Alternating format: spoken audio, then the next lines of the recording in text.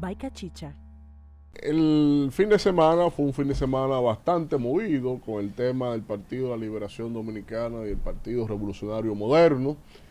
Cada uno movió a sus direcciones políticas para analizar contextos y específicamente en el caso del Partido Revolucionario Moderno lo hace por primera vez después que llegó al poder, es decir que por lo menos tenían prácticamente 8 meses sin reunirse. Es una tendencia bastante fuerte, lo que grafican de cara a tener tanto tiempo sin establecer una reunión política, una organización política que está dirigiendo los destinos políticos de esta nación. Entonces aquí se ve claramente una verdadera simbiosis o una comparación plena en lo que le pasó al Partido de la Liberación Dominicana, que mientras gobernaba la dirección del Estado subrogaba la conducción de la organización partidaria. Y a los efectos también de las conclusiones de esa reunión, como principal punto, que fue la razón de esa convocatoria, de poder allanarle de manera temprana y de manera ágil al presidente Luis Abinader la cuestión que le impedía ser candidato presidencial nueva vez por su propia organización partidaria.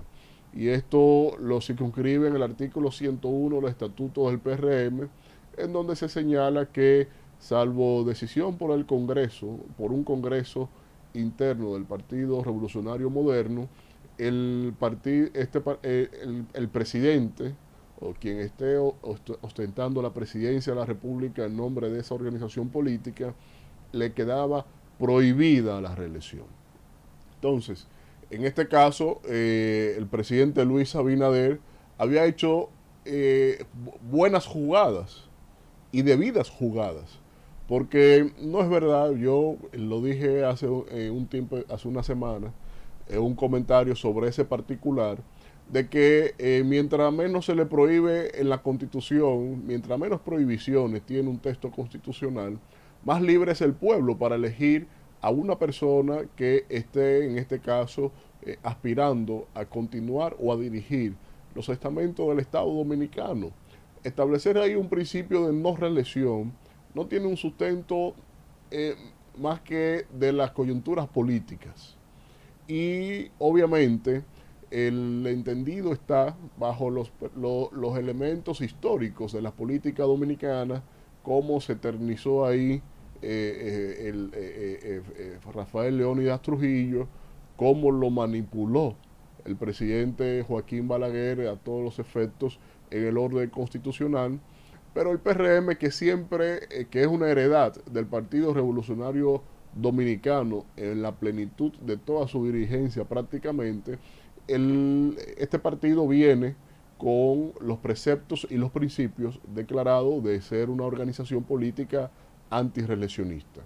Esto explica mucho de por qué en el discurso del presidente Luis Abinader, sobre todo en las contiendas relacionadas al 2020, el discurso del presidente o del líder de esa organización histórica del Partido Revolucionario Dominicano, el líder de esa organización, que fue José Francisco Peña Gómez, fue siempre el gran ausente en las menciones y en el debate de los postulados de Peña Gómez de cara a toda la narrativa que se construye en las líneas discursivas de un candidato presidencial, pero sobre todo también en lo que tiene que ver con el programa de gobierno del Partido Revolucionario Moderno. Es decir, que subrogaron a Peña Gómez para dejar ahí el contexto relacionado a no volverse a equivocar frente al electorado, diciendo una cosa y haciendo otra ya desde el poder. Aunque esto es difícil, porque ya para la contienda del 2016, el presidente, el entonces candidato presidencial Luis Abinader, también señaló que estaba en contra de la reelección presidencial, y hay bastantes textos, audios y videos, donde él frontalmente criticaba las acciones de Danilo Medina de ser nuevamente candidato presidencial, de haber reformado el texto constitucional y también esbozó ahí los postulados de José Francisco Peña Gómez, declarándose no reeleccionista. Ahora, aunque los estatutos lo señalaban ahí, también señalé de que en la construcción del Partido Revolucionario Moderno, el PRM, entre el pugilato de fuerzas que había entre Hipólito Mejía y Luis Abinader, ese artículo 101 quedó expresamente discutido así porque hubo bastantes desavenencias entre ambos con respecto a esto. Hipólito Mejía, que había reformado la Constitución para quedarse, dividió su partido y perdió el poder, se había negado a sí mismo después cuando enarboló que ese fue su error histórico de haber cometido ese hecho y haberse presentado, entre otras palabras, a la maldita reelección. Entonces, ¿qué pasa con esto? Luis Abinader viene en el 2020 con un escenario ya tras la división del PLD, viene con las garantías de llegar a la presidencia y obviamente que sus estrategas le congelaron la narrativa de la no reelección y además porque no era necesario después que a Danilo Medina, una potencia extranjera, tuvo que decirle no reforme eso, usted no se puede volver a postular.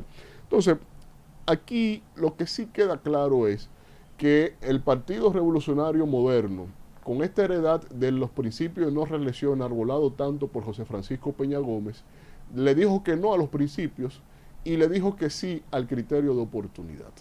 Es decir, no era cuestión de principios, era una cuestión de oportunidad. Y así también se contradijo históricamente el mismísimo Danilo Medina, en el sentido de que siempre enarboló una cosa, siempre estuvo en contra de, pero mientras estuvo él en el poder, sí era todo lo contrario. Ahora, lo que yo señalo con esto es que el mandatario tiene todas las condiciones de presentarse a la repostulación. Lo que sí yo señalo es que esto es totalmente extemporáneo. Que lo allane a lo interno en su organización política, perfecto, pero él pudo haber mantenido eso en un estado de congelación hasta un momento más hacia adelante. Porque el país no está apto ahora mismo en ánimos de estar asumiendo un discurso o una narrativa o una proyección de cara a establecer algún proceso de reelección. Esto es un tema que aunque el día 101 de la administración de Luis Abinader, él dijo que él no había pensado ni un solo día en eso, sí ya había estado trabajando claramente en los movimientos del ajedrez político, sobre todo con lo que aconteció en el Tribunal Superior Electoral hacia la Junta Central Electoral y lo que hizo también en la Junta Central Electoral cuando él le mantuvo la guillotina enfocada hacia la fuerza del pueblo para no declararla como un partido mayoritario y no tuviera el acceso a esos recursos y evitar ahí un contendiente de peso desde la oposición. Es decir que Luis Abinader tiene esto marcado. Vamos a ver cómo resurge esto. Lamento que el país se tenga que meter desde tan temprano en un debate de reelección, porque sin lugar a dudas ya esto va a matizar el resto del tiempo para el presidente Luis Abinader, que está tan enfocado en tareas tan difíciles que esto no debió aflorar ahora en el debate público nacional. El otro punto breve que quiero señalar es el caso de las visitas sorpresas. En la Dirección de Prevención de la Corrupción Administrativa, el PEPCA, con el magistrado Wilson Camacho, hizo una solicitud al Ministerio Administrativo de la Presidencia, donde se le pedía que se le declararan y se le relataran todas las acciones financieras y de instituciones y personas que recibieron las visitas, que recibieron dinero del erario nuestro mediante estas acciones o este programa que no era otra cosa que un afán mercadológico del presidente Danilo Medina como una técnica de mercadeo político, del marketing político y que nos mantuvo ahí entretenido por más de 8 años con estas acciones que poco aportaban a la institucionalidad del país. Yo quiero señalar que, según el propio portal de la memoria del gobierno de Danilo Medina, gobierno-danilomedina.do, ahí tenemos señalado que Danilo realizó 290 visitas sorpresas y se utilizaron nada más y nada menos, según ellos mismos cuentan, 51.184 millones de pesos. Oigan esto, 51.184 millones de pesos. Es decir, este señor, ellos señalan que generaron más de 470.000 empleos, fueron más de 2.464 iniciativas entre productivas y comunitarias, y que recibieron alrededor de 850 asociaciones, fueron en las cuales se distribuyeron estos recursos de las visitas sorpresas del presidente Danilo Medina. Entonces, ¿qué pasa con esto? Hay una foto, José, que yo te mandé ahí, que grafican claramente, y la puede ir pasando mientras vaya conversando, y es el hecho de que esto era un hazmerreír en lo que, cuando usted compara la debida institucionalidad de lo que se merece una nación. Usted regalar ahí más de 51.000 millones de pesos anotados en cuadernitos, fíjense los cuadernitos, todo en cuadernito ahí. O sea, ese señor se abrogó 51.000 millones de pesos anotándolo todo en cuaderno. Y que a usted le decía, usted le va a entregar 10 millones de pesos a esta asociación. El lunes viene un equipo, y el lunes llegaba un equipo. Y ese equipo que llegaba, le entregaba a usted 9 millones en equipos, en materiales, y le entregaba 1 millón en efectivo. Es decir, que había todo un sistema hacia atrás de compra y venta sin licitaciones, comandada por José Ramón Peralta en el Ministerio Administrativo de la Presidencia, y que esto entonces constituía la verdadera fuente de negocios de las visitas sorpresas. Por eso, si se le señala claramente al PEPCA el contenido del procedimiento, de cómo se hacían estas visitas, primero anotados en cuaderno, y segundo, que le llegaban en especie las ayudas. De esos 51.000 millones, yo me atrevo a decir que más de 30.000 se compraron en equipos, vehículos, instrumentos, etcétera, etcétera. Más de 30.000 que se compraron grado a grado, sin ningún proceso de licitación alguna. Solo ese hecho hace susceptible que del que estaba anotando en el cuadernito hasta el más simple mensajero que llegaba al día siguiente al campito, sea susceptible de sometimiento. Pero yo no me voy a profundizar en lo penal. Yo quiero siempre mantenerme en lo institucional. Pero por amor a Dios. Aquí el campo que tenía la suerte que el presidente lo visitara era el único campo con derecho a desarrollarse. Cuando usted no tiene visión de gobierno de una nación, usted está supeditado a realizar este tipo de chanchullos, que en este caso lo denominaron visita sorpresa. Pero en realidad, aquí lo que se debió hacer fue de establecer un nuevo sistema de financiamiento de la actividad agrícola y del campo, teniendo aquí la institucionalidad para eso. Porque cuando mayor se invirtió en el Banco Agrícola para recapitalizar el Banco Agrícola, no pasó de 3.000 millones de pesos.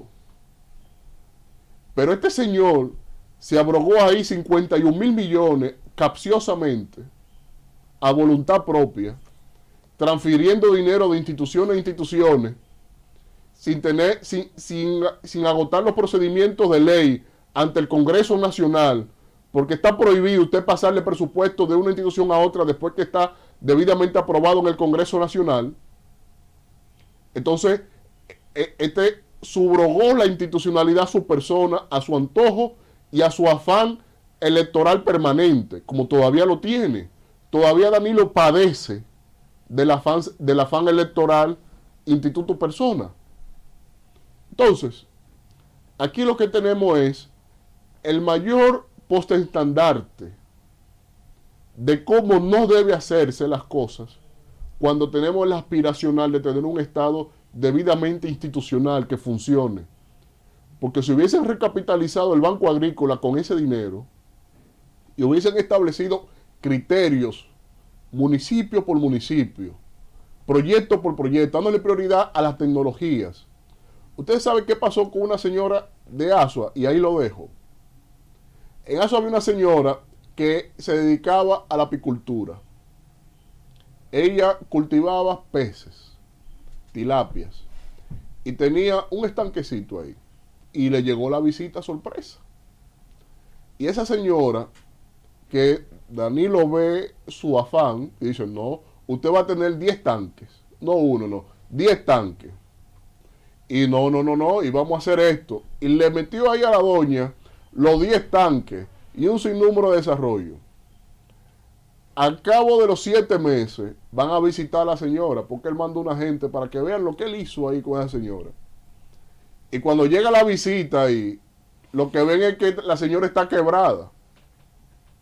Porque le metieron la capacidad de producción, pero nadie le pensó cómo era la capacidad de distribución y venta de lo que estaba produciendo. Le dieron dinero en equipos que esa señora no tenía la capacidad de colocar eso en el mercado. Por eso era totalmente anacrónico e inorgánico que a nadie se le diera dinero sin un estudio correcto de plan de negocio en el mercado. Porque con ese cuadernito y 51 mil millones de pesos no gastaron un peso en plan de negocios. Entonces, ahí lo que en el PEPCA van a encontrar con respecto a las visitas sorpresas, no será otra cosa que las sorpresas de las visitas.